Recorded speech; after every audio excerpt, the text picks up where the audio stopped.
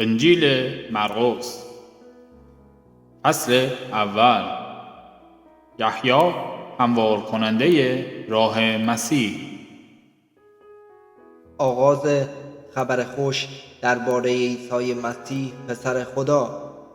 در کتاب اشعیای نبی نوشته شده است: اینک پیام آور خود را پیشاپیش تو میفرستم که راهت را مهیا خواهد کرد. ندای آنکه در بیابان فریاد برمی‌آورد، راه خداوند را آماده کنید، طریق‌های او را هموار سازید. پس یحیای تعمید دهنده در بیابان ظهور کرده به تعمید توبه برای آمرزش گناهان موعظه می‌کرد. اهالی دیار یهودیه و مردمان اورشلیم همگی نزد او می‌رفتند و به گناهان خود اعتراف کرده در رود اردن از او تعمید می‌گرفتند. یحیی جامه‌ای از پشم شتر بر تن می‌کرد و کمربندی چرمین بر کمر می‌بست و ملخ و عسل صحرایی می‌خورد.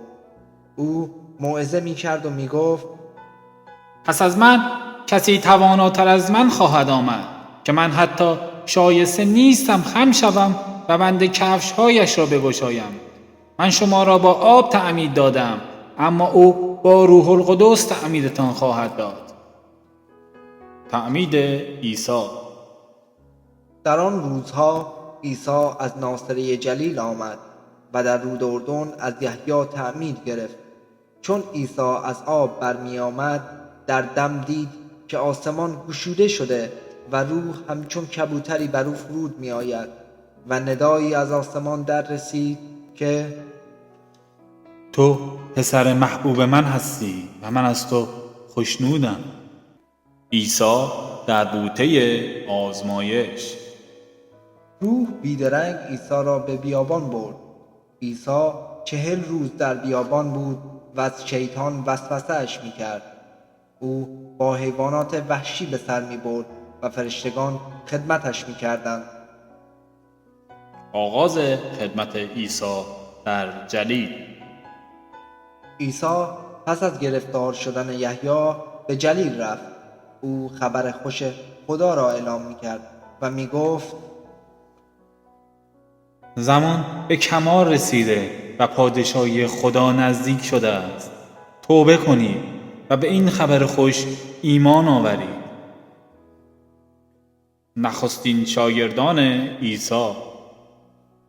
چون عیسی از کناره دریاچه جلیل می‌گذشت، شمعون و برادرش آندریاس را دید که تور به دریا می‌افکندند، زیرا ماهیگیر بودند. به آنان گفت: از پی من آیید که شما را صیاد مردمان خواهم ساخت. آنها بیدرنگ تورهای خود را وانهادند و از پی او روانه شدند. چون کمی پیشتر رفت، یعقوب پسر زبدی و برادرش یوحنا را دید که در قایقی تورهای خود را آماده می‌کردند. بیدرنگ ایشان را فراخواند. پس آنان پدر خود زبدی را با کارگران در قایق ترک گفتند و از پی او روانه شدند. شفای مرد تیف زده. آنها به کفرناهوم رفتند. چون روز شبات فرا رسید، عیسی بیدرنگ به کنیسه رفت و به تعلیم دادن پرداخت. مردم از تعلیم او در شگفت شدند، زیرا با اقتدار تعلیم می‌داد، نه همچون علمای دین. در آن هنگام در کنیسه آنها مردی بود که روحی پلید داشت. او فریاد برآورد: ای عیسی ناصری، تو را با ما چه کار است؟ آیا آمده ای نابودمان کنی؟ میدانم کیستی، تو آن قدوس خدایی. عیسی او را نهیب زد و گفت: خاموش باش و از او بیرون بیا. آنگاه روح پلید آن مرد را سخت تکان داد و نعره‌زنان از او بیرون آمد. مردم همه چنان شگفت زده شده بودند که از یکدیگر می‌پرسیدند: این چیست؟ تعلیمی جدید و با اقتدار. او حتی به ارواح پلید نیز فرمان می‌دهد و آنها اطاعتش می‌کنند.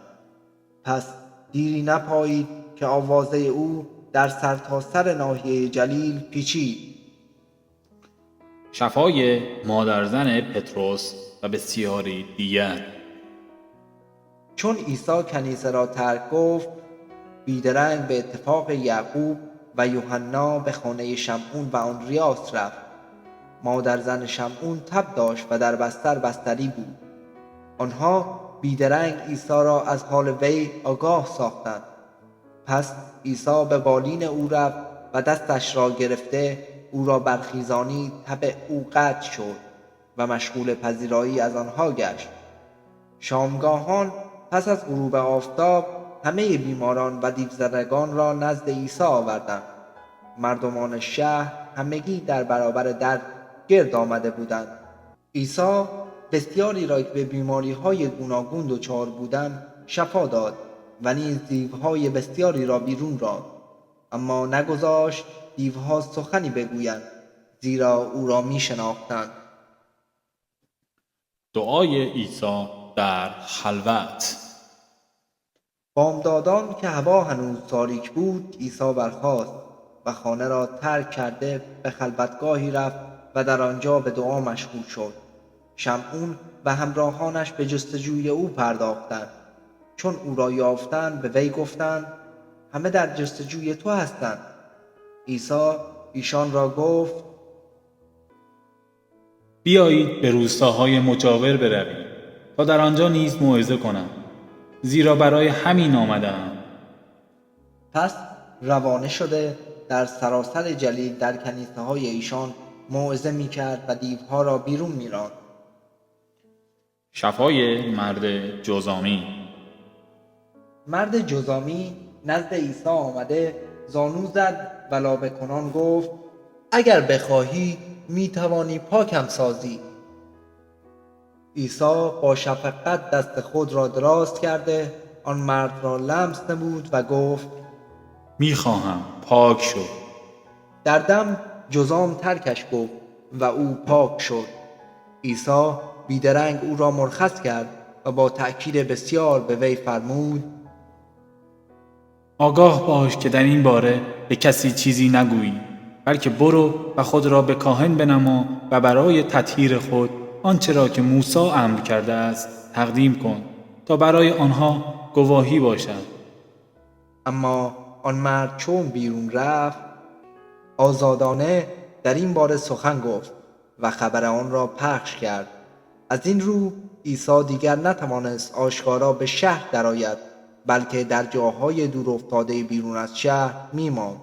با این حال مردم از همه اطراف نزد او می آمدند.